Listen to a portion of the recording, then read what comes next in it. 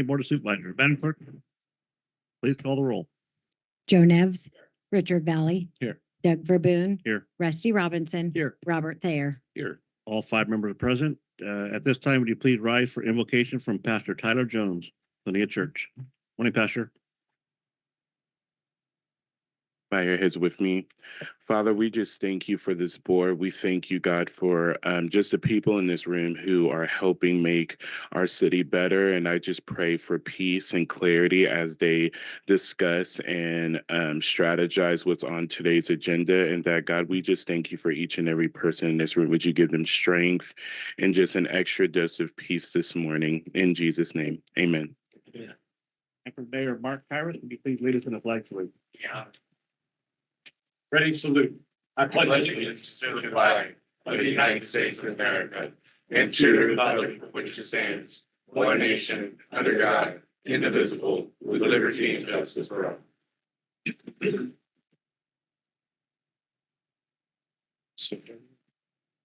Very good. At this time, we'll go to unscheduled appearances. This is an opportunity for members of the public to address the board on items of interest within the board jurisdiction and which are not already on the agenda. The board will not answer questions impromptu, and concerns or complaints will be referred to the appropriate staff. For items which are not on the agenda, members of the public will be provided an opportunity to address the board as each item is brought up for discussion. Speakers are limited to 2 minutes. Do we have any speaker cards? I have no written correspondence, but the first speaker is Mark Kyrus. Morning, Mr. Kyrus. Mayor Kyrus. Once a mayor, always a mayor. Thank you. Mr. Chair, members of the board, Mark Kyrus, Mayor, City of Hanford. I just wanted to come this morning to express my appreciation to the board for our ongoing dialogue and collaboration that we work together. I know this 2026 is going to be an important year for all of us as we move forward. And I'll also let you know that for the year of 2026, I'm going to be serving as the vice chair of the Public Safety Policy Committee for the California League of Cities. So as we get into the advocacy year with legislation and stuff, as we move forward in 2026. I'm going to offer myself to the board to assist you in any way possible. I know you do some legislative walk days, and I would be honored to be able to help participate in that along with you. I'd like to get up into Sacramento, let our voices be heard, and push for legislation that's going to be important and it's an impactful for our community. So I just wanted to come here and introduce myself, which I know most of you, but to make that availability of that offer to you. And I look forward to 2026 and working together. So thank you, everyone. Thank you. That's all the speakers that I'm aware of. It doesn't appear anybody online has their hand raised. Anybody in the audience? Seeing none, we'll move on now to approval of the minutes. Report out of closed session from regular meeting on November 25th, 2025. Thank you, Mr. Chair. There was no reportable action taken. Thank you. Item B, approval of the minutes from regular meeting 2025. Motion by Supervisor Robinson, second by Supervisor Neves. Madam Clerk, please call the roll. Joe Nevs. Yes. Richard Valley. I'm sorry. Doug Verboon. Yes. Rusty Robinson. Yes. Robert Thayer. Yes. 4 in favor, 1 abstention. Thank you. Do we have any questions from the audience? Nothing. We'll go on now to item 4, consent calendar. All items listed on our consent calendar are considered to be routine and will be enacted by one motion. If a board member has a question, request additional information, or wishes to comment on an item, the vote should not be taken up till after questions have been addressed and comments made, and after the public has had an opportunity to comment on the consent calendar. What's the board's pleasure? So move, Mr. Chair. Moved by Supervisor Neves, second by Supervisor Thayer. Any questions from the audience? Seeing none, Madam Clerk, please call the roll. Joe Nevs. Yes. Richard Valley. Aye. Doug Verboon. Yes. Rusty Robinson. Yes. Robert Thayer. Yes. 5 in favor. Thank you very much. We'll go now to regular agenda, and we have District Attorney's Office, Sarah Hacker. Good morning, Sarah.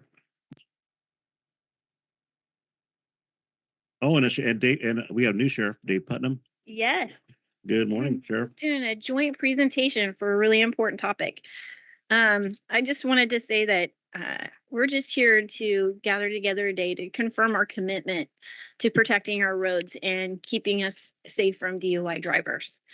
A DUI is just not a misdemeanor or a minor infraction. It's a choice that can turn a vehicle into a deadly weapon. And in our community, we are resolute that this choice will have serious consequences. For those who would jeopardize the safety of our roads, let us be clear, our officers are on patrol and our law enforcement efforts will be relentless.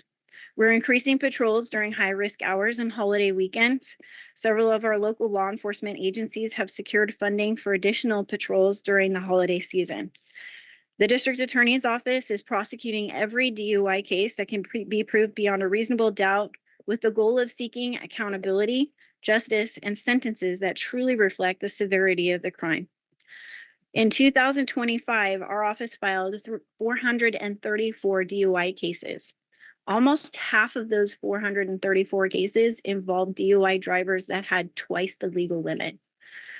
Many of our drivers are out driving above the legal limit and twice the legal limit. Our officers understand that behind every DUI stop, there is a potential for tragedy, and someone's life could be averted or saved. I also want to take this time to honor those families who have lost somebody to a DUI driver. We stand here today not because we're just enforcing the law, but we also want to recognize the losses that people have felt when they've lost a family member, especially during these Christmas times. Our office this year has filed 18 DUI cases involving injuries, and of those 18, 5 of them involved DUI homicides. And of all those homicide suspects, every single one of them had been previously arrested for DUI, and 4 out of the 5 had a BAC or blood alcohol level about twice the legal limit.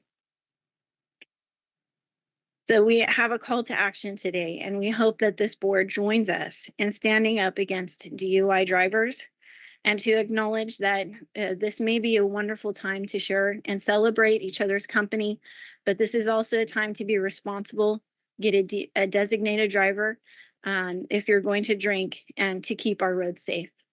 I also want to say that we did do a small presentation of law enforcement photographs, and I wanted to extend a special thank you to the Sheriff's Department, the Lemoore Police Department, our Supervisor Neves, who gladly supports us in presenting with the Lemoore Police Department, as well as the CHP, who also provided some photographs.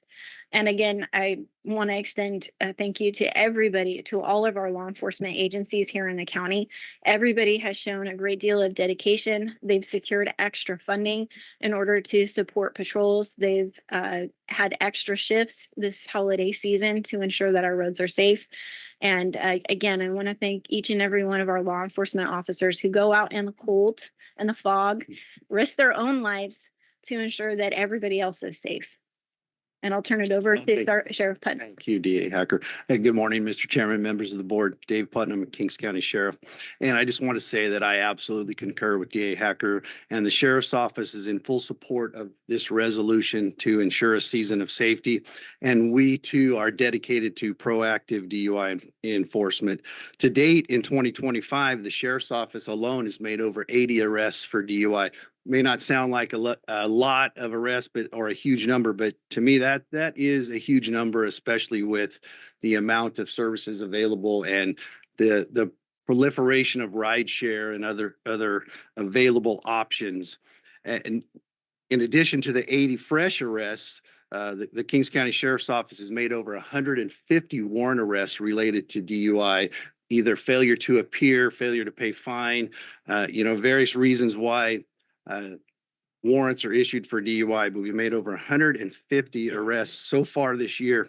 So our commitment at the Sheriff's Office, the entire month of December and into the new year, the Sheriff's Office is dedicated to high visibility proactive enforcement, a so-called maximum enforcement period. And as DA Hacker mentioned, we participate in a grant funded by the Alcohol Beverage Control State Office. And so There's funding for saturation patrols. We're going to be active in high profile saturation patrols. And just a little illustration, sometimes in our nighttime shifts, when we can, we staff it with a sergeant, a senior deputy, a canine unit, 4 beats out of our headquarters area, and a Kettleman and a Corcoran beat. So on a good night when staffing allows, we have 7, 8, 9 cars out there. So there's really going to be a high visibility enforcement. And so I just want to say we're 100% supportive of this resolution, and we want to do our part to ensure a season of safety. And thank you, DA Hacker, for bringing this forward. Thank you, Board of Supervisors, for your support, and going to make the season as safe as we possibly can. Thank you very much. Board have any questions, comments? What's the board pleasure? The movement, Chair. Motion to accept the proclamation from Supervisor Neves, second by Supervisor Thayer. Any questions from the audience or comment? Anybody online? Madam Clerk? Joe Nevs, Yes. Richard Valley, Doug Verboon, Yes. Rusty Robinson. Yes. Robert Thayer. Yes. 5 in favor. Thank you very much. Can we have a photograph? Yes, we don't have a proclamation. There was one attached to the agenda item. They did not request to have one, but we do have one for photographs. So we're photo up, photo up.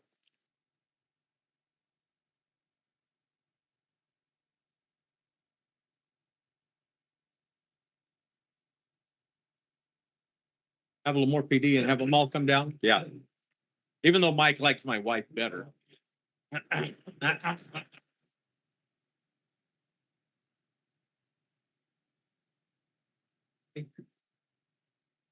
Matt, how many more days?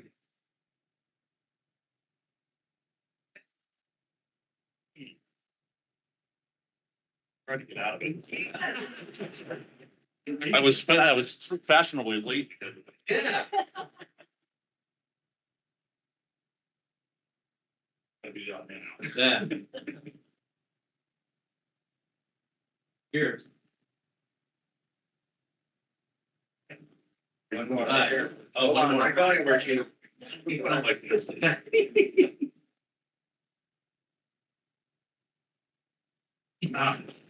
Thank you, everyone. Yeah. Thank you.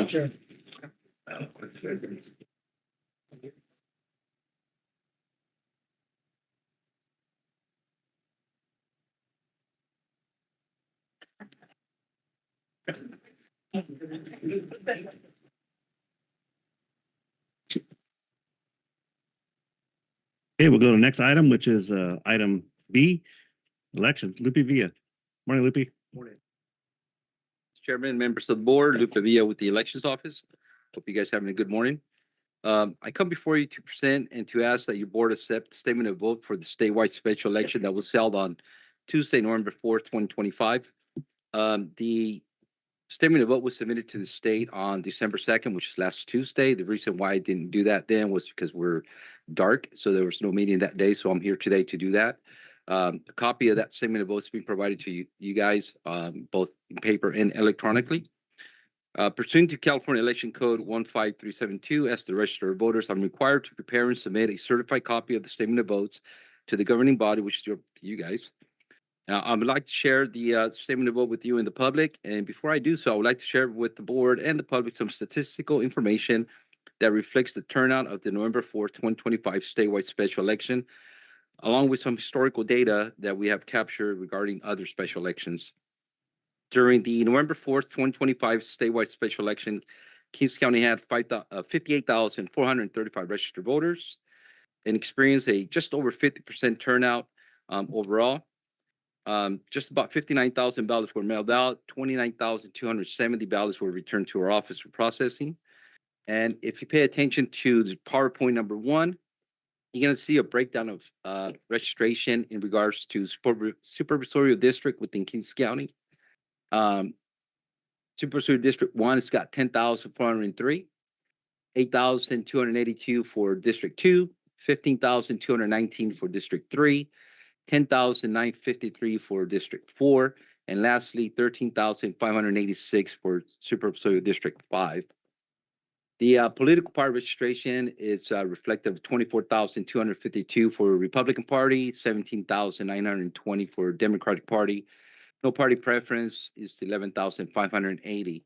That is the breakdown that we had for that specific election. As you know, registrations fluctuate throughout the year, but that was captured for the special election that was held on November 4th.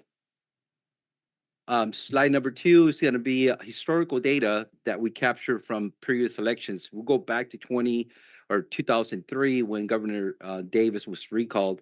There was a 50% turnout as well.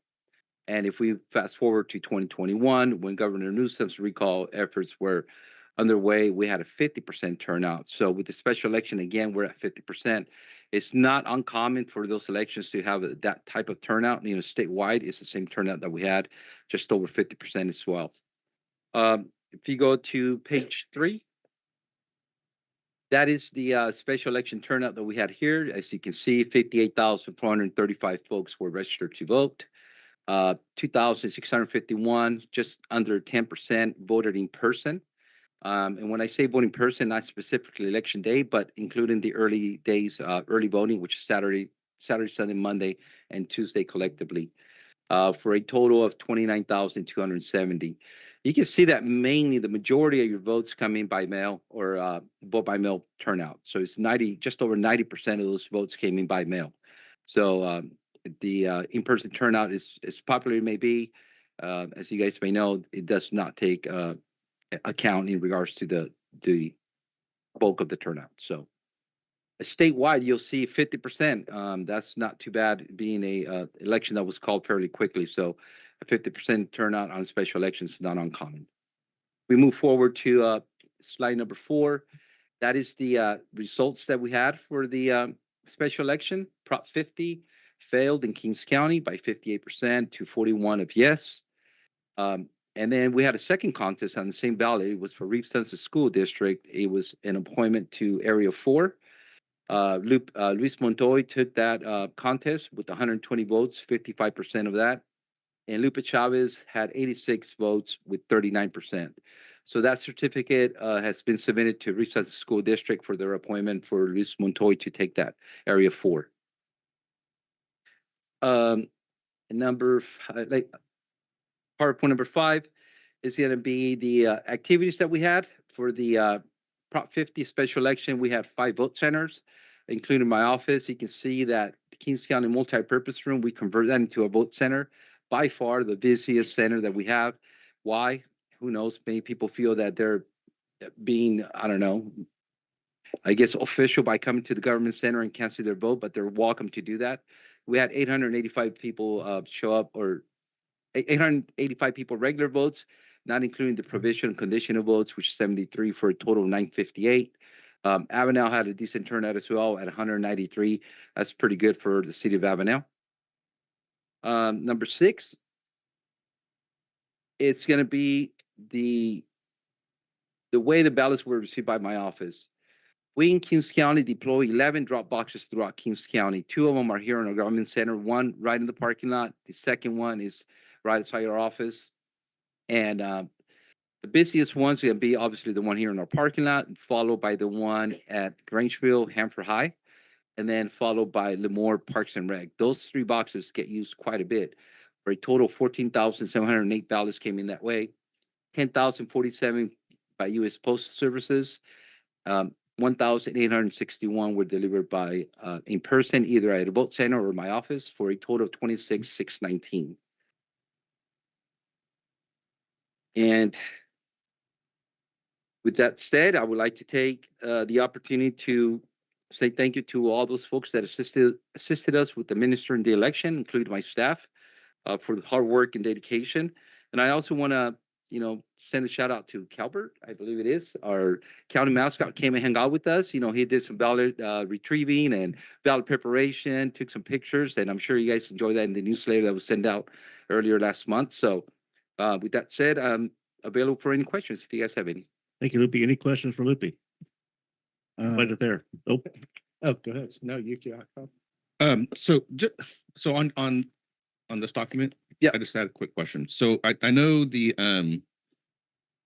RAVBM, yeah, that that allows people who didn't receive a vote here, they could be anywhere in the world to Right. kind of go through a process and have their vote counted. Is that correct? Yep. So I noticed on here that the number of Uokava that registered to use that system was 106, but only 12 voted. Is that Right. because there's 100? So the UOCAVA borders is for military folks that are registered. Again, we're going back to a special election. If I could have brought the data for the 2024 November general election, and that number was way high. I mean, we had never experienced that before. So depending on the election, military folks are not engaging in, they don't. So I guess the participate. 106 isn't specific then to this specific election. There wasn't, I guess my question is, there's not 106 people that were like, hey, I'm trying to vote, No, but only 12 of them were successful. Okay, no. good. No, And 'cause I moved- UOCAVA and RVBM are two separate programs. So RVBM is remote access vote by mail. So folks that are that was implemented for folks that were disabled or weren't able to move, mobility issues, so that if they're at home or if they're away getting treatment somewhere else, or if they're in school, kids in they college. can always, kids in college can always go in there and create an account through our office and the Secretary of State's office, and they can go in there and print the ballot, send an envelope to us, and then we confirm that they're eligible to vote. So That was- RVBM is a whole different animal than UOCAVA, but thanks. both are there and available for our folks to use. Thanks for the clarification. You're welcome. Supervisor Valley. Good morning, Mr. Chairman. I was just going to say that just for transparency and for the breakdown of the data for anyone who's analyzing, even though Prop 50 passes, got voted against in Kings County, there's two supervisorial districts where it passed. That would be District 2, mine, and District 4, Soup Robinson's. So I just thought that was interesting and let people know. Thanks for breaking it down on the vote count, but I know a lot of people don't have this. Yeah. So the statement of vote is available on our website for anyone who wants to view it. I recommend that you go to our website because it's for free, or you can come to our office and we can print it to you. I think it's $196. So it's up to you, but the public is more than welcome to go and view it. It's on our website. We keep them for 10 years, required by law. So you can go back 10 years and view those, and it's got to be broken down by precinct as well. So the data you just shared with the public, it's available for everybody to see. And then last, Mr. Chair, appreciate you being very transparent, giving all the information. Do you mind, just for more transparency, maybe taking 15 seconds? I saw the agenda got released last night for Avenel City Council meeting on this Thursday, and it just said Lupe Villa, Kings County Department of Elections special presentation.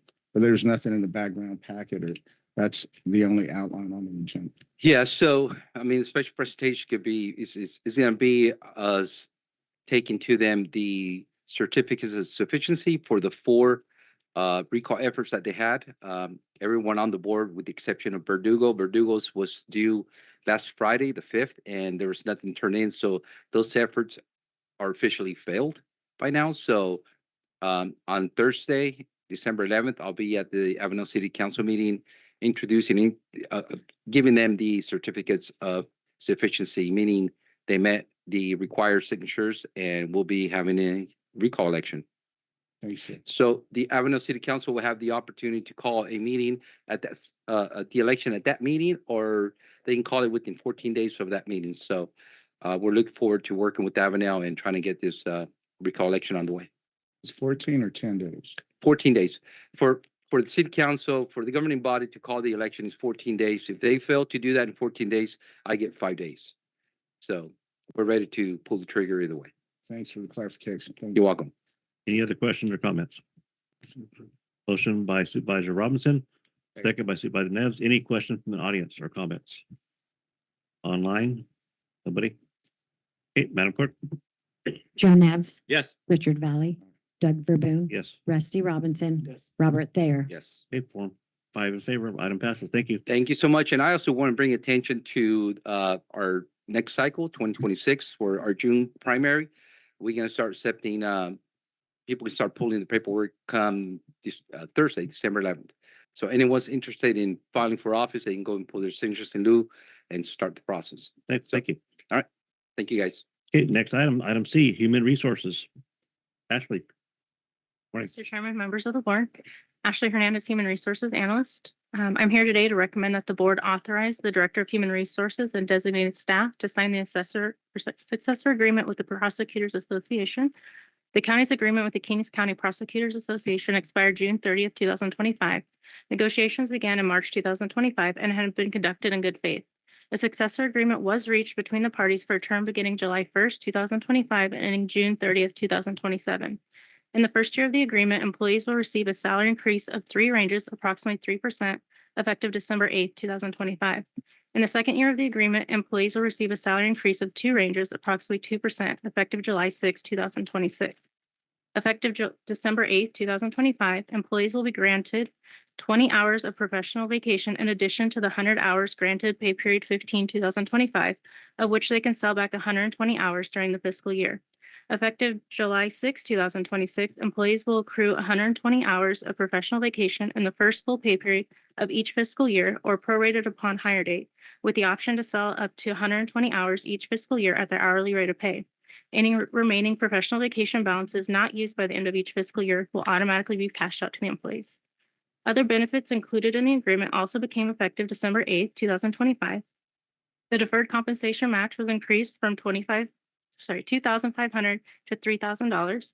The holiday closure for calendar years 2025 and 2026 were added, providing 6.5 days, 52 hours of paid closure time. Longevity pay was also added, providing 3% for employees who have completed 5 years of continuous full-time service and 5% for employees who have completed 10 years of continuous full-time service. The memorandum of understanding was updated to incorporate all previously agreed modifications as well as minor wording changes and other negotiated non-economic updates. All changes noted in this agenda are reflected as strikeouts and bolds to highlight where they occurred. The total cost to implement the salary increases, longevity pay, and deferred compensation matches is approximately $146,399 for the remainder of this fiscal year. In the second year of the agreement, the cost to implement the salary increases, longevity pay, and deferred compensation match is approximately $272,233. The agreement was ratified by the association, and I recommend that the board authorize the Director of Human Resources and designated staff to sign the assessor agreement with the Prosecutors Association for a term beginning July 1st, 2025 and ending June 30th, 2027. If you have any questions, I'd be happy to address them. Thank you very much. Any questions for Ashley from the board? Motion by Supervisor Robinson, second by Supervisor Thayer. Any questions or comments from the audience? Anybody online? Madam Clerk, please call the roll. Joe Nevs, Yes. Richard Valley, Doug Verboon, Rusty Robinson, Robert Thayer. Yes. Thank Five you. in favor. Thank you And very the much. Association and administration for their continued collaboration with this effort. Thank you. Thank you. Go on now to item D, administration, and we have Veronica Mello. Morning, Veronica. Mr. Chairman, members of the board. I am Veronica Mello, Administrative Analyst at County Administration. Today, I'm here to present the 5-year impact fee report. The county is required under the Mitigation Fee Act to prepare a 5-year development impact fee report in order to continue collecting public facility fees on new development. The board is being asked to approve the latest 5-year impact fee report prepared by DTA Public Finance covering fiscal years 2021 through 24-25. The report identifies current fee balances and outlines future capital projects planned for this fiscal year and beyond, which will also be incorporated into the county's construction schedule for approval during the final budget hearings in August 2026. As of June 30th, 2025, the county holds impact fee balances across several funds, including public protection at $2.1 million, fire at $2.3 million, library at $2.9 million, animal services at $14,848, sheriff patrol and investigation at $105,445, and administration at $14,720. Planned projects over the next 5 years total several millions of dollars, including relocations of public protection, fire, and improvements to animal control facilities, major renovations to the Moore and Hanford libraries, a new or renovated restroom at the Avenel Library, and sheriff facility upgrades such as evidence storage and SWAT dive team improvements. Approval of the report is necessary to maintain the county's ability to collect impact fees and fund these future facility needs. At this time, staff is recommending approval of the 5-year impact fee report, which is attached to the agenda packet. Also, Kyle Martinez from DTA is available online to answer any questions you may have regarding the report. Thank you. Any questions for Ms. Mello? What's the board's pleasure? So move, Mr. Chair. Moved by Supervisor Neves. Second by Supervisor Thayer. Any questions or comments from the audience? Anybody online? Okay, Madam Clerk, please call the roll. Joe Nevs, Yes. Richard Valley, Aye. Doug Verboon, Yes, Rusty Robinson, Robert Thayer. Yes. 5 in favor. Thank you very much. Thank you. Now on deck is Alex C. Walker. Alex, all yours. Thank you, Mr. Chairman and members of the board. Alex C. Walker, Administrative Analyst for Kings County Administration. Before you this morning are a series of appointments for bodies the county is a member of that requires your action to appoint a delegate and alternate for. First up is the Rural County Representatives of California, more commonly known as RCRC. It's an organization dedicated to representing the collective unique interests of its 40 member counties, providing legislative and regulatory representation at the state and federal levels, as well as providing responsible services for its members to enhance and protect the quality of life in rural California counties. Annually, RCRC requires the confirmation of each member county's delegate and alternate to the RCRC Board of Directors. The first RCRC board meeting of 2026 and the installation of officers will be held on January 21st, 2026. RCRC requires that both the delegate and alternate designations be supervisors. Furthermore, all delegates and alternates will be required to comply with RCRC's Conflict of Interest Code as well as file a Form 700. Pursuant to Board of Supervisor policy, the Administration Office makes no recommendations on board appointments. The current delegate is Supervisor Doug Verboon, and the current alternate is Supervisor Rusty Robinson. At this time, we respectfully ask your board to appoint one member to serve as a Kings County delegate for Rural County Representatives of California, as well as appoint one member to serve as the county's alternate delegate for the Rural County Representatives of California. I'm available to answer any questions you may have. Thank you very much. Any questions or comments? I enjoy that committee assignment and like to continue if I could. So move, Mr. Chair.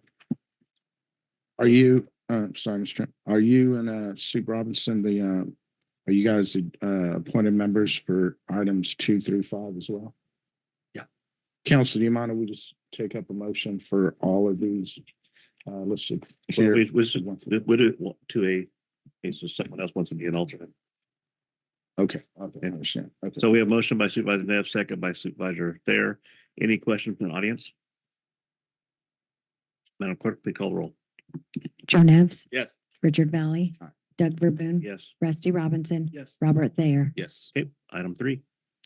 Thank you, Mr. Chairman and members of the board. The second body is the Golden State Finance Authority, known as GSFA. GSFA is the California Joint Powers Authority and a duly constituted public entity agency with the mission to provide affordable housing and contribute to the social and economic well-being for California residents. Similar to RCRC, annually they require confirmation of each member county's delegate and alternate, and the board meeting will be held on the same day, January 21st, 2026. Similar to RCRC, and all these bodies, meetings are held in conjunction with the RCRC Board of Directors and Golden State Connect Authority Board Directors meetings. Alex, Alex. Oh, So sorry. we just did for the chairman, but not the alternate Okay. For the Apologies. primary. Combined. You combined it? Yeah. Okay. Combined it. That's what I understood. Was there, I know there might have been interest from another person. You okay with that, Robert? Oh, I'm not, yeah. Okay, I'm not. all right, continue. We're good. Who started that rumor? To clarify, I know everybody, I want to make sure everybody has a chance. No, So, 100%. to clarify, the action that the board take was to appoint the delegate as you, Supervisor Yep. Verboon, and we're discussing alternate. I'm looking for a different alternate, but whatever. No, I'm good. So- He does a good job. He represents me when I'm not there. So at this time, we would respectfully ask your board to appoint one member to serve as the Kings County alternate delegate for the Golden State Finance Authority. Yeah, and so we should probably do all these the same because it's the same meeting. It's just that what role you play on them. So if we could, let's just take up item 3, 4, and 5 together. If there's any questions or comments.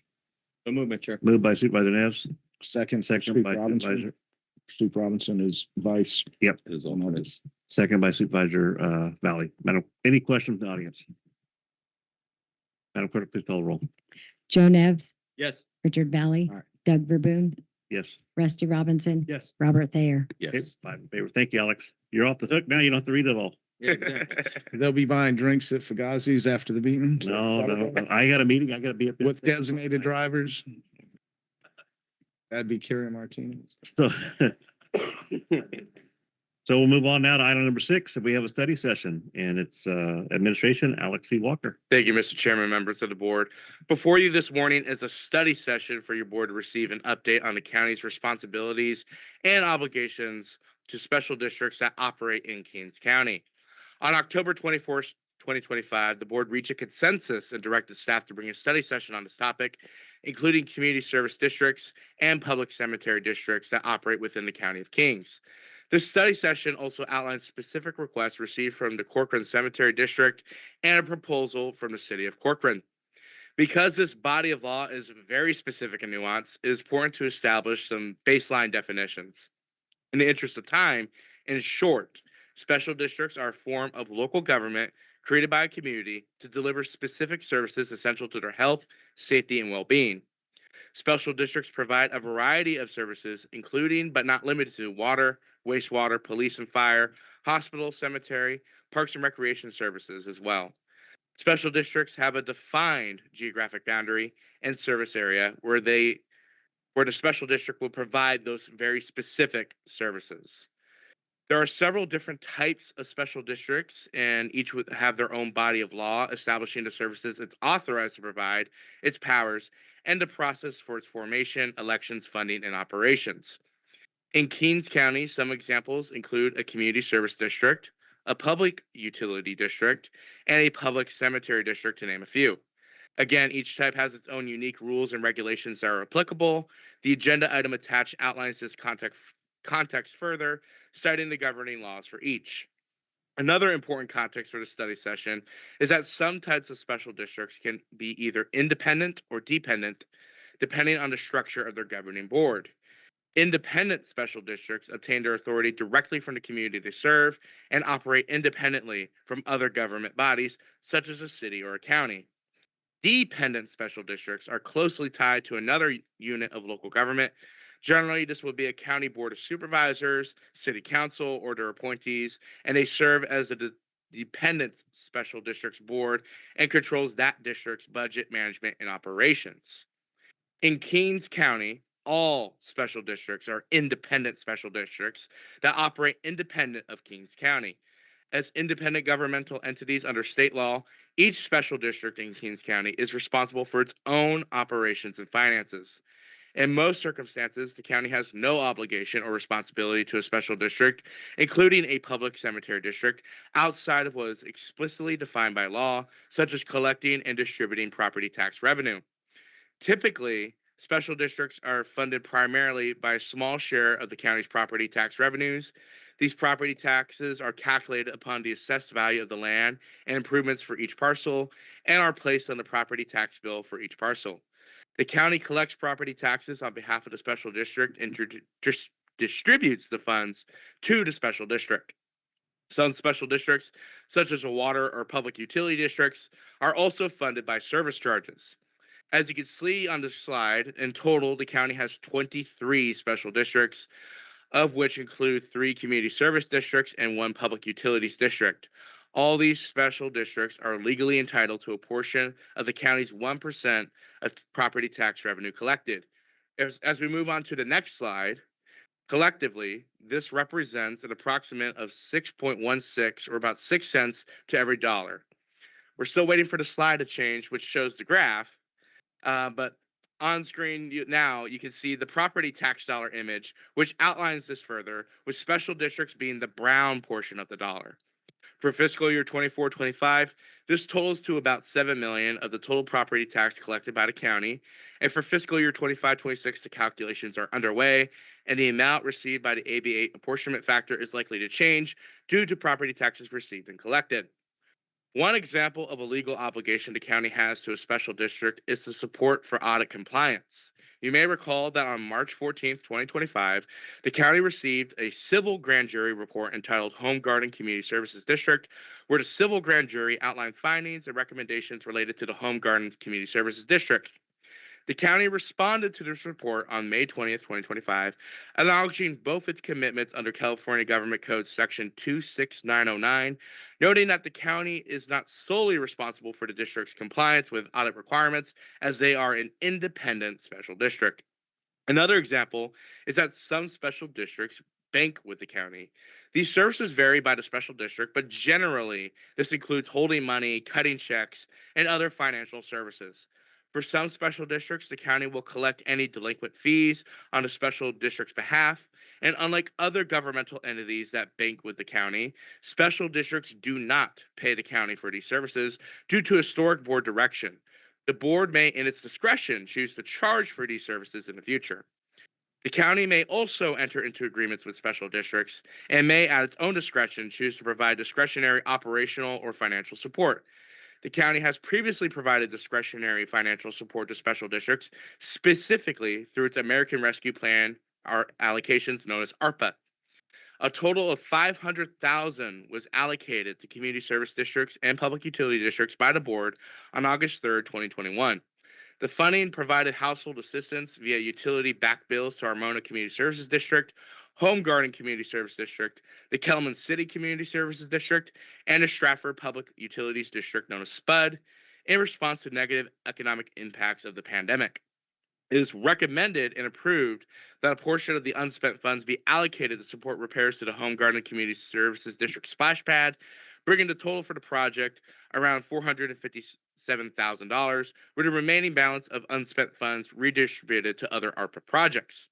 Additionally, in fiscal year 22-23, the board allocated another $500,000 to support the provision of government services providing operational relief to county cemetery districts.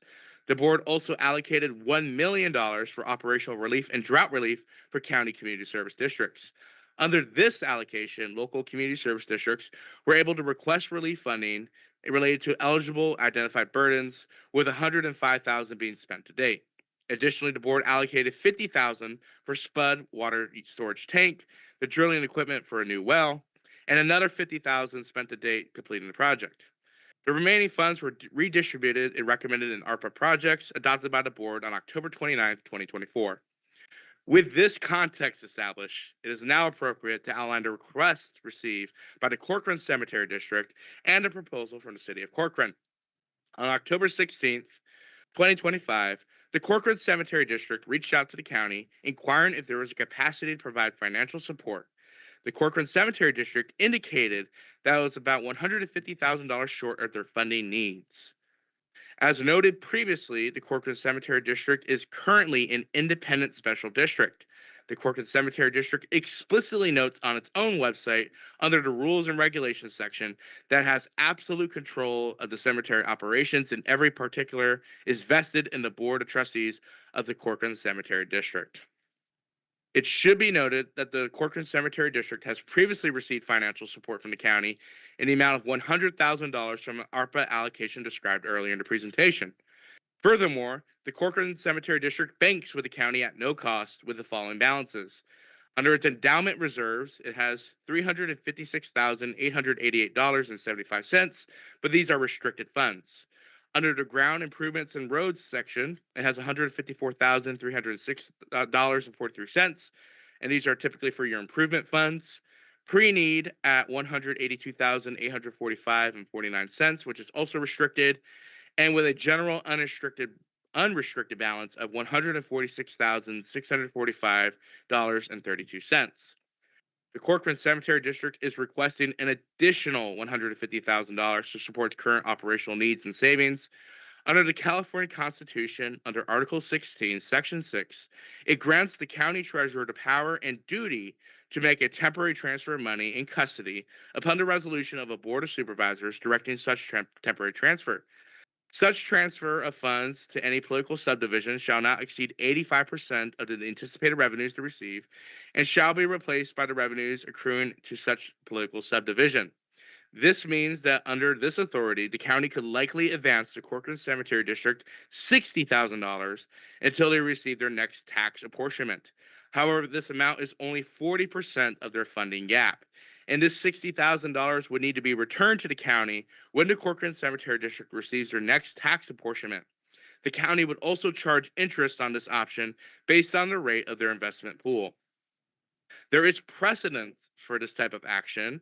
The board approved an advancement for the South Fork Kings Groundwater Sustainability Agency on April 23rd, 2024, and recently again on September 30th, 2025.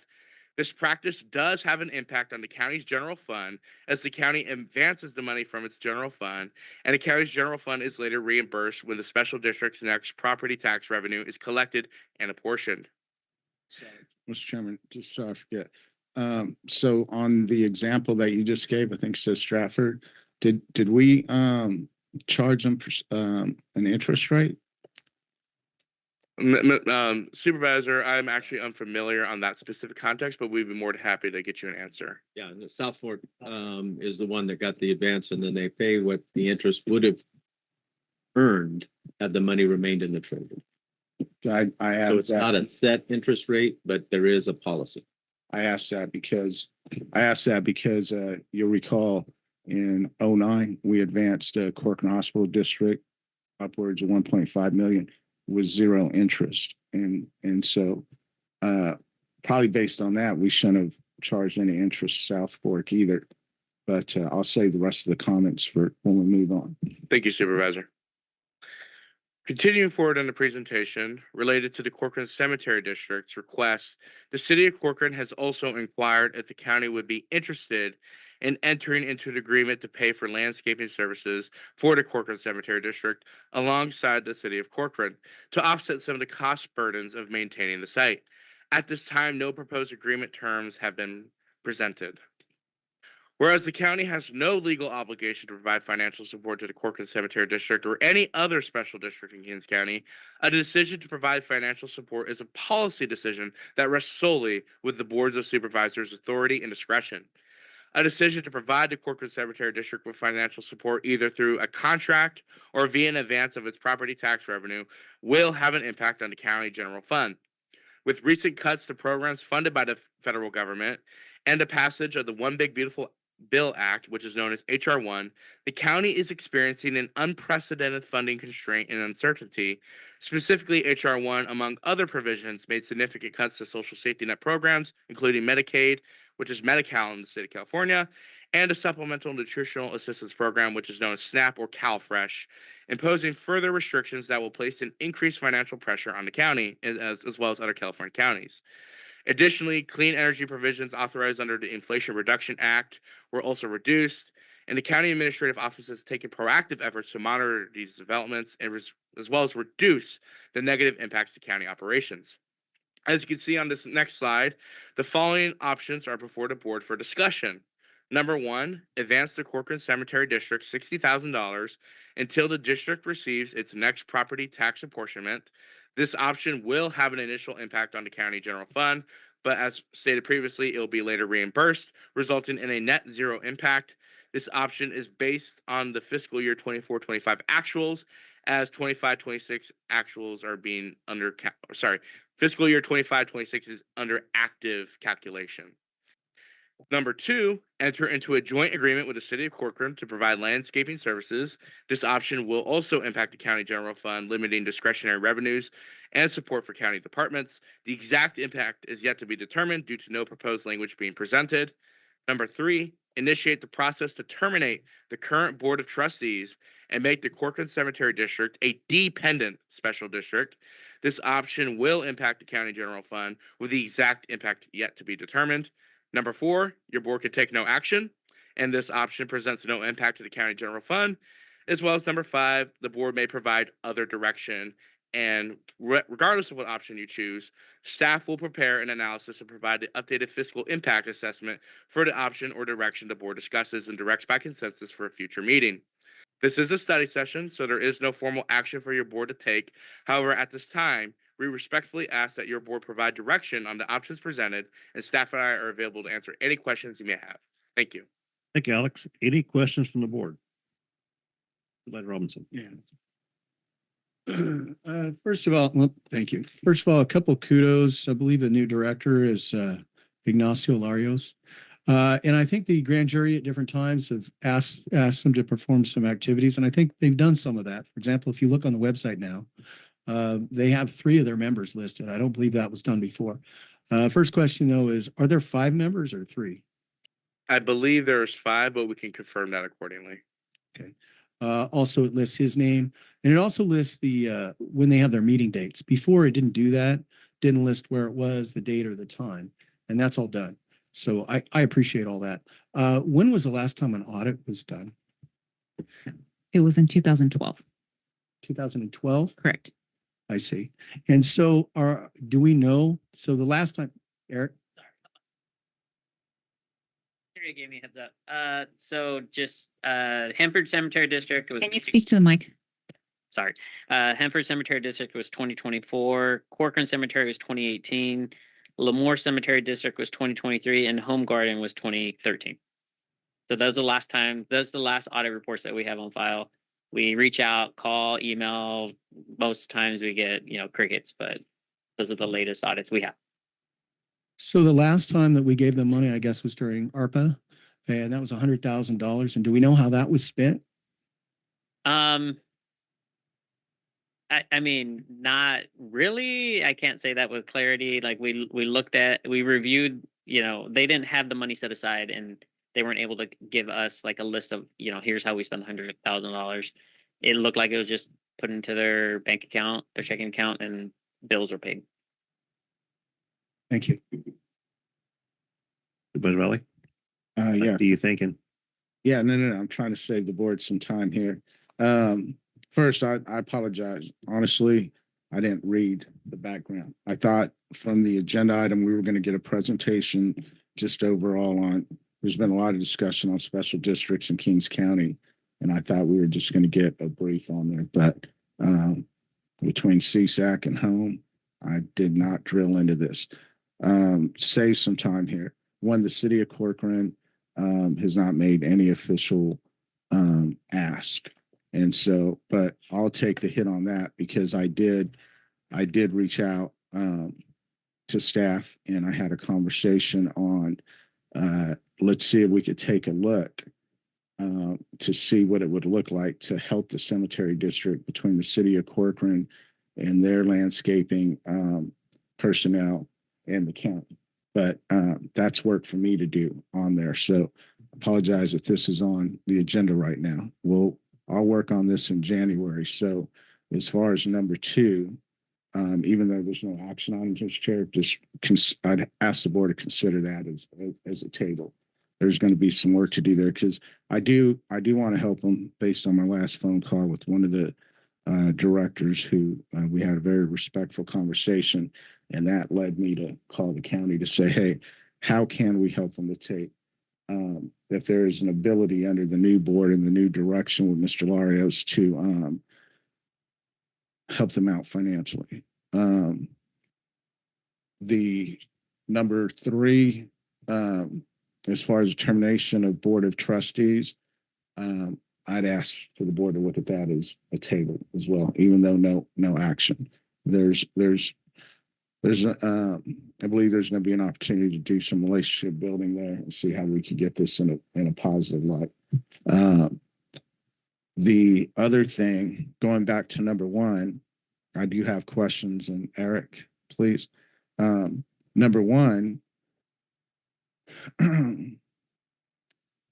what I didn't hear in the presentation is a couple of weeks ago, when the one of the board members called me and he asked for help that day financially. I can't remember how much money they were looking for, but he said, we need this today, or the cemetery is not going to make payroll and we're going to be in a serious condition. So I spoke with Eric, and Eric informed me that as Alex Walker presented, that the cemetery district does bank with the county and has a number of accounts. And because of that, Eric says at any time, as long as the manager comes with some kind of authority and a signature from the board, they can come and pull money out at any time, and that they have been doing that. And on that day, they came and they pulled out X amount of money, and I'll leave that to you for that. So what's the difference between that, if that information you relayed to me that day is in fact correct, that they can come and pull money? What's the difference between that and the ask for an advancement? So when I originally heard about, them reaching out to the county, you guys, I immediately went and checked their cash balances in the pool. I was kind of confused as to why they said they were short 150,000, considering they have balances in there that were, I think at that time, were over 150,000. On top of that, they're going to get their next property tax apportionment at the end of the month. The due date for property taxes is this week. We will turn around as quickly as we can, get them a new tax apportionment. So I wouldn't even think the advance would even be necessary at this point, especially with the cash that they have on hand already. I don't remember the exact amount that they asked for a couple weeks ago. It was either like 20 or 40,000, something like that. But yeah, Ignacio did come. He had a formal memo because they didn't have time to approve it in the minutes. It was signed by board members and himself. We cut him a check, and we thought he was okay. He didn't mention anything else about needing to pull out any other money. So I am not sure why. I don't know if I don't have access to their whole budget. I didn't review their whole budget for the fiscal year, so I don't know if they're saying like in totality that they're going to be short 150,000 by the end of June. But I wasn't made aware. He didn't say anything to me. Okay, thank you. Well, again, Mr. Chair, understanding this is not an action item, I would just close by saying, obviously, there are some concerns there. There have been red flags. I wouldn't have confidence in asking for any kind of money right now, except for the advancement. But sounds like, because that's their money anyways that they would get. So no, there would be no problem with that. But sounds like we don't have to do that. But yes, there's the red flags came up when we gave them the 100,000, just like we gave every cemetery district. As far as red flags that I was paying attention to, because it was county money, and even though, like, for the 100th time on record, when I went to present the money, I asked the board during their public board meeting to take this money and create line items on the money. So in case they ever needed help from the county again, the county would ask the question that you asked 5 minutes ago. How was this spent? And what's the breakdown of it? And they did not do it. Eric's right. They just deposited into a general, sounds like they got one checking account, and they dropped the money in that checking account, and then they spent. And there is no ability to track what they spent it on. Because if it went to something questionable, they could say, well, that wasn't the 100,000 that the county gave us. So there's and the audits, they haven't even done an audit with their own bookkeeper in years. They've not closed out the books in over 3 years. Their bookkeeper left. They have a new bookkeeper, and Eric is waiting on some kind of audit or book from the new bookkeeper of the Corcoran Cemetery District. And that's where it's at. Madam Clerk, you got some information for Supervisor Robinson? I do. For clarification, you asked about how many members were on the board. It is a 5-member board, but currently they have 2 vacant seats. So there are only 3 seated members. Supervisor Valley, are you done? I just have one comment. So just as possibly a helpful tip, Hanford Cemetery District seems to do a pretty good job in terms of maintenance. And I had a conversation maybe a year ago, a few months ago with Joe Cabral. And one thing I don't know if it's being utilized is, and this would go to law enforcement. So I'm not sure if it's with Sheriff's Department or probation, but they use like the trustees to go out there. And it's been an effective program, according to what Joe said. So I would hope that there would be some conversations between Ignacio and law enforcement to see if that's maybe an option. Because I know maintenance at some point, whether it's budgetary or otherwise, but anyway, it could just help Corcoran out a little bit with that. And the other difference is, and I don't know if Hanford has heavy equipment, but when the county came down 2 times of the heavy equipment, they did a whole makeover in one day where Mr. Lario says his current staff, there's 3 sections of the cemetery, the main ones, and that it takes a whole day per section. It takes full 8 hours to do one section of that cemetery. Faced with heavy equipment, county came through in a matter of about 6 hours on a Saturday and gave that whole thing a facelift. That included trimming of all these old trees, blowing everything, just major work. Okay, so it seems to me like this is a conversation should be done by the board of the cemetery board, not us. And so our ask today is, do we support them with some money? I don't believe so until I mean, is anybody here from the Corcoran Cemetery? Mr. Chairman, I have a comment. Yes, ma'am. So the county is not in a financial position to be giving monies to the service district. At this moment, if the county were to move forward with doing such action, it would send a precedent for the others to come and request money. And so just kind of want to caution the board that, when we gave the American Rescue Plan Act monies, yes, the county did give those funds, but those are federally given dollars to the county. It wasn't from our general fund. It was federal dollars that came to the county. Yes, thank you very much. So I don't think this is our problem at this point. I think we should probably just table it or make no comment at all with my direction. If the board's not here formally asking us for some help and giving us details, we probably should stay out of it.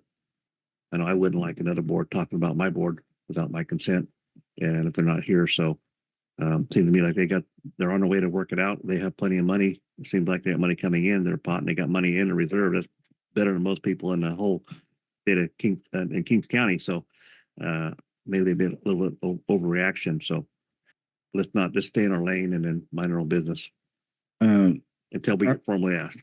I agree, Mr. Chair. I do want to say that because I don't want to put staff out there on Front Street. This is very reflective of my concerns. I've had a lot, so I appreciate staff getting this far.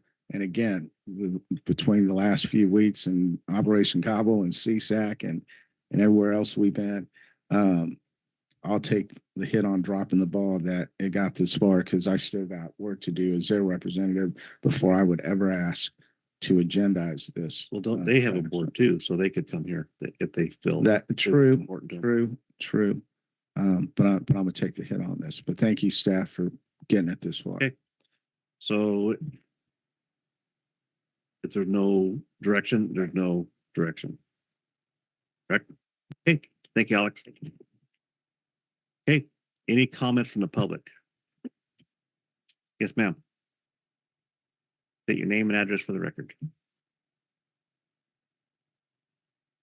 Mr. Chairman, members of the board, my name is Cynthia Craddock Bolitnikoff. I have over 30 family members at Corcoran Cemetery, and this has been going on for years. And I've been at a meeting at Corcoran, and they were opening another side to raise money at Corcoran. So where did that money go? And where did this $100,000 go? And whenever Richard gave them that money, they were going to raise the headstones, and that never happened. And now there's gophers all over the place. So I'm just wondering where that money went. And an audit will show that. So it'd be nice if they had an audit and show where they need some help. We can assist them at that point. But right now, yeah, it's better for us to stay out of it until they. No, I understand. And where did the money for the other section go? Right.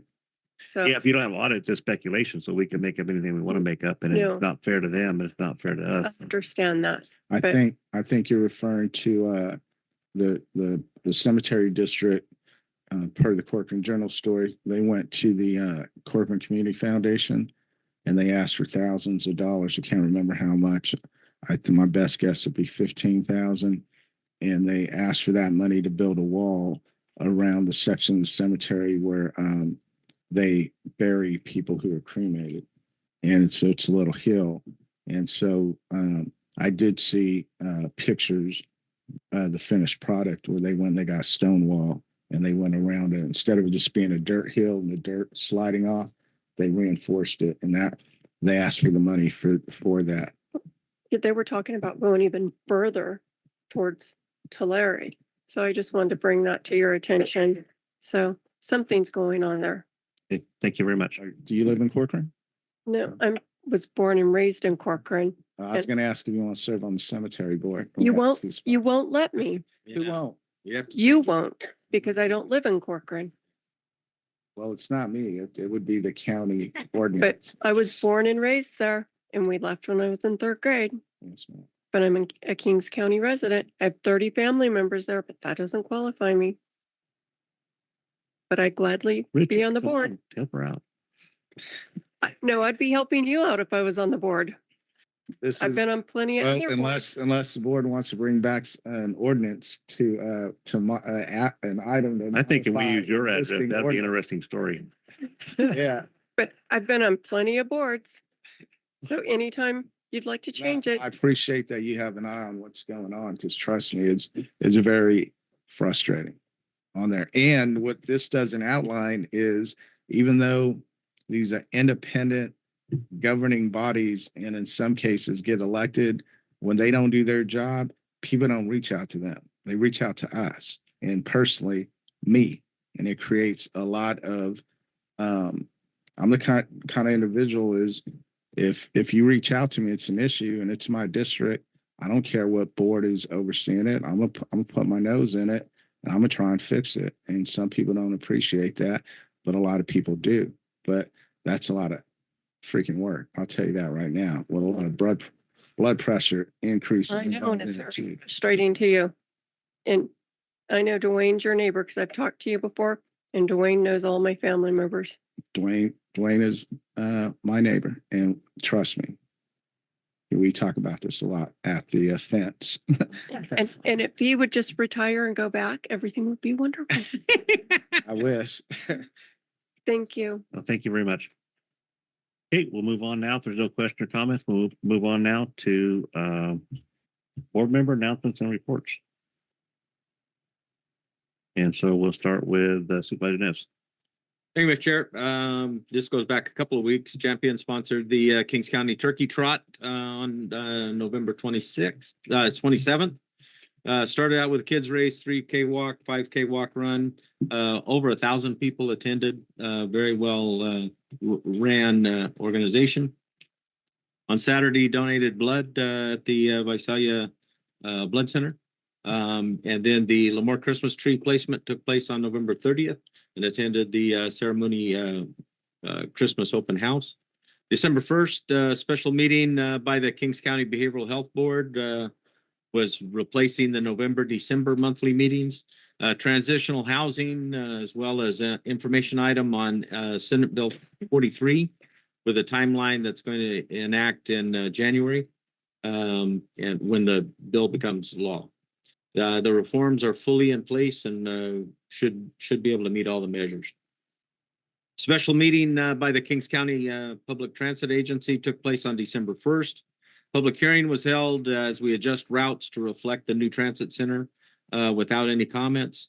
A variety of issues were discussed, including there's a delay in the completion. We're still going to go ahead and go forth with the ribbon cutting on December 13th as planned, but the operation of the entire center will be delayed probably 90 days or more.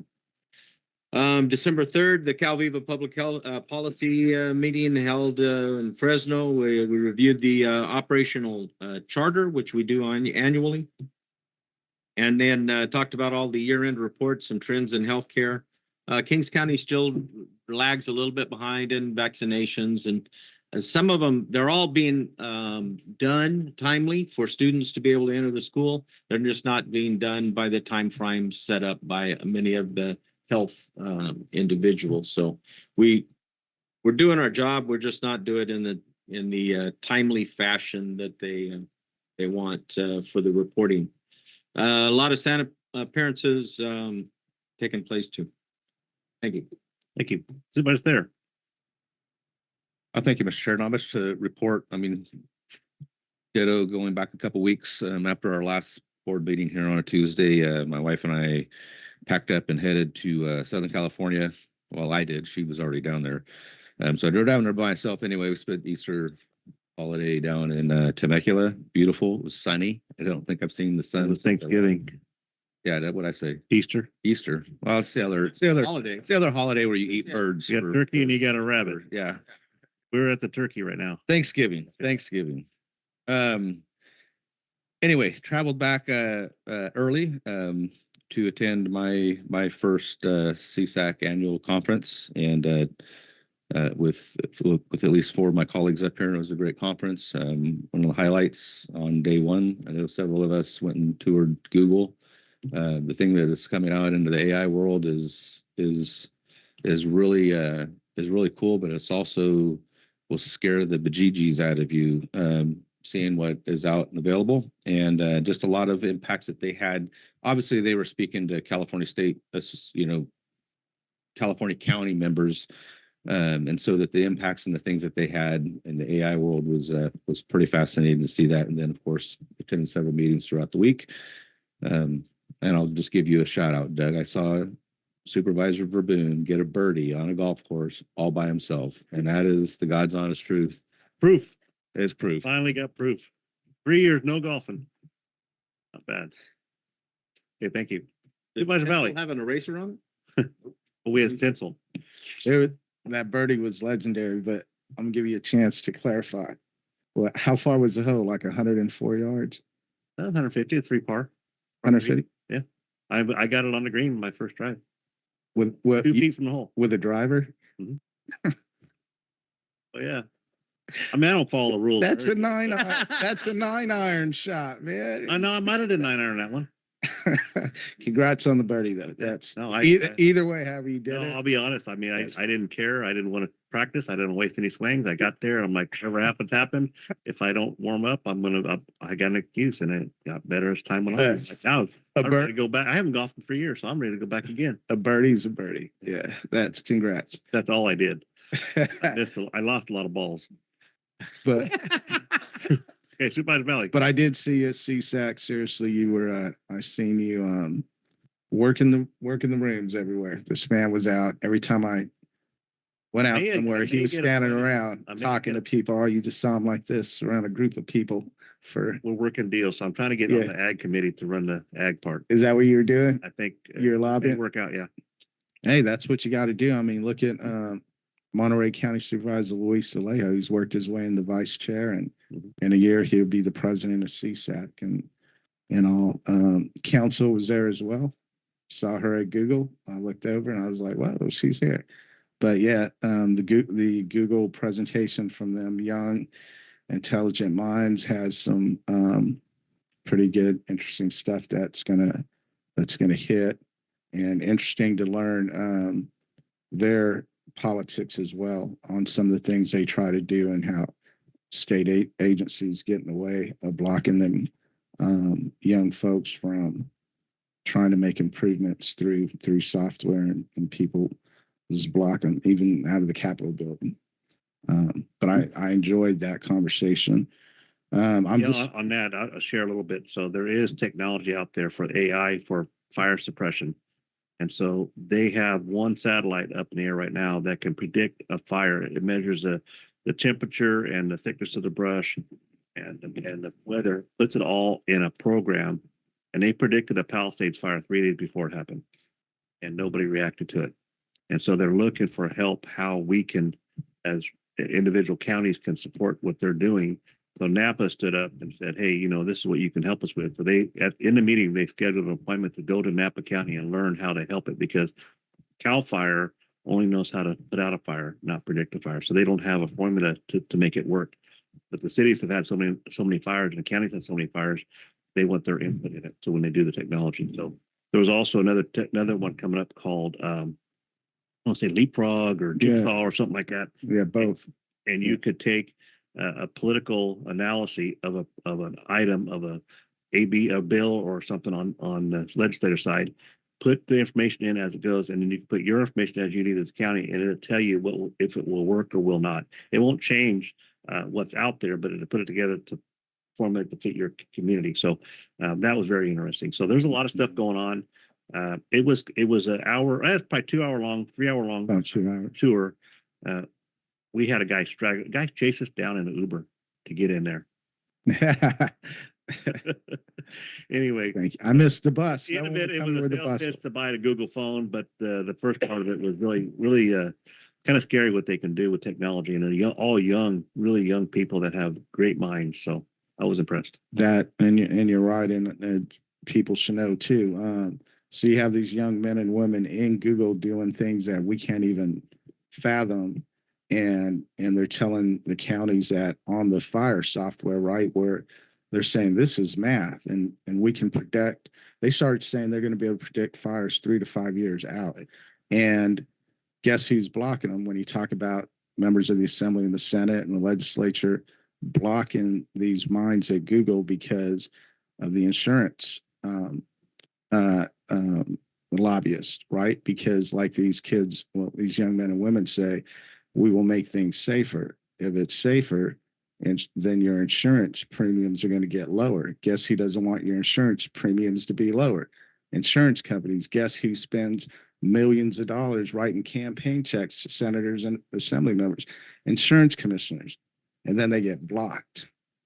And that is very frustrating to hear, but it's reality of life on so many other levels. But it was cool and upsetting to see, that they're learning that and that they're going through that. But I'm glad they brought it to our level. And the chairman's right. We should do something early part of next year, whether it's some kind of letter of support or something that to send back to Google. I think it was $330 million total for 52 satellites. At a lifespan of 7 to 10 years is what they need to get this fire preparedness underway. Yes, sir. And I want to close with just thanking everybody, county, the clerks, everyone who came out for Operation Gobble. It was a very successful event. That's where I was when I missed our last board meeting. I was in Avenel that day. But it was the first time where I asked the county for a lot of help. Last year, the sheriff helped in Stratford as we started doing that one out there. But in Avenel, everyone came full force, and I appreciate them. And the clerks did all the letters. And it is a lot of work, from the fundraising with Cork Emergency Aid, which is a fiscal agency and where the checks get written to and all expenses get paid. We raised over $29,000 and bought just over 1,300 turkeys, pallets of food, which working with Nate and the sheriff's department, I'd be at Costco and I'd call them. I say, hey, they told me I couldn't buy a pallet of turkeys yesterday, but today they'll sell a pallet. But I just got a Toyota Camry, so I make a phone call and Nate will show up with people and pick up the pallets of potatoes and gravy and turkeys and store them here. And so the point is, a lot of people didn't just get a turkey; they got a full meal, and we look forward to growing it. That was my 18th year doing that every year in office, and blessed, and hopefully we'll continue to do it again, but it's only with everyone's help. So big thank you to everyone. Thank you, Mr. Thank you for doing that. Supervisor Robinson. Thank you, Mr. Chairman. Turkey Day was spent on a road trip with family to Southern California. So it was kind of nice to get out of Dodge for a few days since my kid was off of school. Last week in San Jose with supervisors for CSAC conference. As you heard already, the Google tour. Also, what's cool about that AI is you can take a Senate bill or an Assembly bill and just get a synopsis. You can run it right through there. It'll give you a brief synopsis. So it has some tools that we can use immediately. Also got a tour of Levi Stadium. Had a Levi Stadium all to ourselves. That was quite something. And the gubernatorial candidates came. They had questions and answers. So that too was interesting. Friday night, my family and I attended the Christmas windows unveiling at Griswold LaSalle in downtown Hanford with Santa and Mrs. Claus. Good job to Mario Zamora and Bob Dowd for continuing the Christmas tradition. The new snow, which turned out to be these bubble blobs, was a complete mess, but I think every kid that attended loved it. So I'm glad that's a lot of beards with that stuff. It stuck pretty good. Oh, it stuck just fine, particularly the side of my face. Exactly. There was some snowball fighting going on there. Yeah. So anyway, I'm grateful to them to bring back the tradition. Very good. This Then, time, Mr. Chair, I did forget about the December 4th, the Lemoore College Health, talking about AI. Chief was there, and it's amazing the virtual reality that you can acquire in a classroom now. whether it's a scenario for a health-related activity, emergency services, the nursing program, and the arts is just an amazing structure. And I'm certainly glad Chief was there to be able to see that ribbon cutting for that facility as well. And it's really going to bring that campus up to some really high standards for training people in the future. And I think the potential for even more is greater now in the nursing, paramedic, and in the arts. Thank you with that. Very good. At this time, we'll move up to staff updates and reports. Thank you, Mr. Chairman. I do have a staff report from Chief Chamberlain. Speaking of AI, here he comes. That's it. Good morning, board. I wasn't going to typically get up here and do this. I have a couple quick things. We've been very, very busy in fire. Update on your new equipment inventory that's coming in. Your 2 engines, the Type 1s that are being built out in Oklahoma, they'll be in actually in April. There's a little bit of a delay. I don't know if you've been watching the congressional stuff, but there's a monopoly that's occurred with fire engine builds. And so some of that stuff's taking upwards of 2 years from the day you order it to you actually get it. So we're fortunate to the 2 that we already got because they weren't so custom. The 2 that we did order, they're coming in April. The 105-foot aerial ladder truck is in Fontana. Typical when you're driving it out, they caught a rock in the windshield. So that's already having to be repaired, but we'll have that in the next couple of weeks, hopefully, and we'll start outfitting it. It'll probably be in service first quarter of next year, in reality. Bear with me one quick second. We were awarded the California Office of Transportation Safety Grant or Traffic Safety Grant for new airbags. You'll be seeing that coming to you in January. Basically, that's the heavy lift airbags that we would have, and we would have utilized those in Avenal recently on that multi-semi crash. If there was actually a pinned occupant that we weren't able to get to outside of the jaws. We are in the process of recruiting for battalion chief. We do have some personnel shift going on. Matt Sanfilippo, who has been the training chief, is going to move to operational side. Blake Adney, who is the current fire marshal, is moving over to training, and that is going to be our emphasis for the next year is training, getting everybody to a set standard and implementing policy and development to mirror our operational needs moving forward. So we are currently recruiting for the battalion chief that oversees the fire marshal's position. We do have a test for that on Friday, and we also have an open recruitment for the assistant chief's position. We did attend the CalJack conference, both labor and management, down in Indian Wells. Great conference. What we've come to realize is actually Kings County is on the forefront of battery storage fire suppression, believe it or not.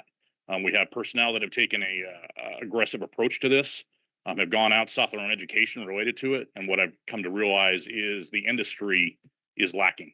Lithium ion is very unpredictable. We're actually having to formulate some different policy related to how we're going to approach vehicle accidents even.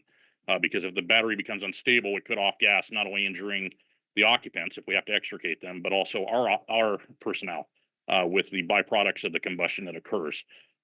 There's a big push now moving from lithium ion to sodium ion.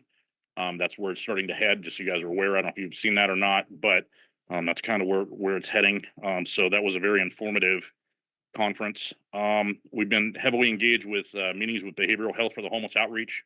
Had a couple different things with that. SB 43 is 43, right? Not 34, 43? 43. Okay. Have noticed a couple of things. We brought it up. Alex was there.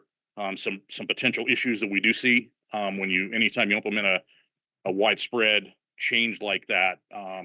We are an advantage because we're not a paramedic provider. But the EMS side is going to be at a disadvantage when it gets to the ER.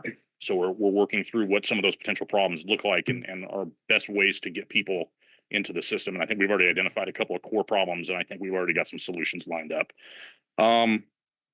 Also working to find some alternative work for our off-season heavy equipment operators. We're working with the River District. They do have a lot of work that needs to be done. So we've offered them a bid. So we're going to look at that and see where it's at. So you might see that forthcoming here shortly. Obviously, legal would have to vet it out, but that's kind of where we're at with that. And then finally, take an opportunity. We're going to do an outreach coming up. I just gave staff direction this morning to develop a video specifically about fire safety in the winter, cold months, things like that, Christmas season. I don't know if you've been watching any of the fire fatality stuff going on worldwide right now. It's crazy. 160 in China. Victorville had 2 fire fatalities yesterday, and Porterville, unfortunately, on Saturday or Sunday evening in that fifth wheel trailer. A lot of those, although I don't know the actual cause of it, obviously you have the Christmas tree things that aren't being watered. But as we start getting cold, and I'll be honest with you, I had no idea it gets this cold up here in this valley. I'm not gonna lie. I'm like, oh my God, what's going on? It was 110 2 months ago.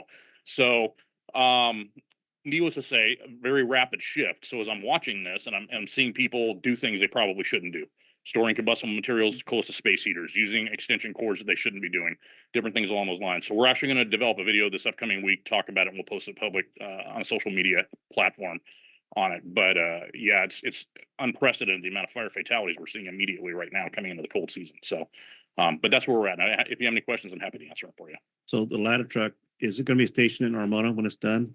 More than likely. And then, so how's that station coming? I got doors up now. It looks like it's all painted. It's almost wrapping up. Let me give you a standard answer. 2 weeks. No, I can't say that anymore with a straight face. We are coming along. Punch list is done. 10, 15 day. Yeah. You don't need to tell me. I don't need to. I'm just curious. I mean, I see it's coming along pretty good. It's starting to look. Yeah, nice. we're down to the punch list items. There are some things that I'm not super excited about. We are tightening that up with the architect on the back end of it and getting it cleaned up. We're in the process of trying to find the revenues there to get the furnishings buttoned up. We've identified about $25,000. We are repurposing some materials from other stations, i.e. station storage, turnouts, lockers, stuff like that. Some of that was an oversight. Obviously, it was all well before I was here, but I'm trying to clean it up as we go. Yeah, too many people switch hands. So yeah, so we're almost there. I would tell you the station sign has been ordered out front. That was the big last hanging chad, and all the landscaping should be in. And I think we're pouring the curbing and the brick on the outside. That's the last outside stuff. Yeah, I like the lighting. It's a dark area of the city, so yeah, it'd be nice to have that. We have enough concrete out there to park a 747 and be fine. No more concrete. I told them that. But yeah, it's coming along. Probably, I would say within the next month for sure, it'll be buttoned up. Good deal. Thank you. Okay. Any other questions for the chief? Thank you, Chief. Thank you. It is cold here. It is colder now than it's been in a long time. Hey, I was cold on Sunday night. I had to be in the Stratford parade. It was cold. Yes, ma'am. Go ahead. It's all yours. Thank you, Mr. Chairman. So the board received correspondence on 12/9, the monthly Kings County Investment Pool Transaction Activity Report from the Finance Department for upcoming events. The Veteran Support Group will be on site tonight with Behavioral Health at 5:30 p.m. at the Veterans Memorial Hall in Hanford. The Kings County Library will be hosting various events tomorrow, Wednesday, December 10th. At 1 p.m., they will have the movie time at the Kettleman City Branch. 2 p.m., they will have family game time in Stratford Branch Library. 3 p.m., they will have story time at the Hanford Branch Library. For upcoming agenda items, the following agenda items are for December 16th. This is our last board meeting for the year. Administration has 5 items: a study session on the Government Center Courthouse remodel project, approving issuance of qualified 501c bonds for rental senior living community with Cal PFA, claims for damages, appointment to multiple boards, and the Kettleman City Foundation and Kings County quit claim deed. Behavioral Health has 6 items: a few agreements with Men's Santa Incorporated Agreement, an amendment to the California Mental Health Services Authority for Quality Insurance and Quality Improvement Analytical Program Services, an agreement with California Mental Health Services for Authority for External Quality Control Audits, in agreement with California Mental Health Services Authority for Healthcare Effectiveness Data, amendment to the agreement with California Psychiatric Transitions for Licensed Mental Health Rehabilitation Center, and authorizing behavioral health emergency agreements. CDA has 1 item on the monthly report of the Planning Commission actions. County Council has 1 item regarding the appointment of trustees to the Hanford Cemetery District. DA has 1 item on agreement for some legal consulting services. Finance has 2 items on the sale of tax defaulted property at public internet auctions and at sealed bid sale. Health has 3 items: the California Children's Medical Therapy Program Plan and Budget, the Healthcare Program Child and Foster Care Plan, and acceptance of supplemental funds from the Hospital Preparedness Program support. HR has 1 item on closure of county office buildings. HSA has 3 items: master license agreements for property and facilities, a memorandum of understanding between Kings County Human Services Agency and the District Attorney's Office, an agreement with KCAO on Stage 1 childcare resource and referral services for California Work Opportunity and Responsibility for Kids. Library has one item on a Leprino Foods Foundation grant acceptance. Probation has one item on agreement with Lemoore College and the county to provide post-secondary education services to in-custody youth.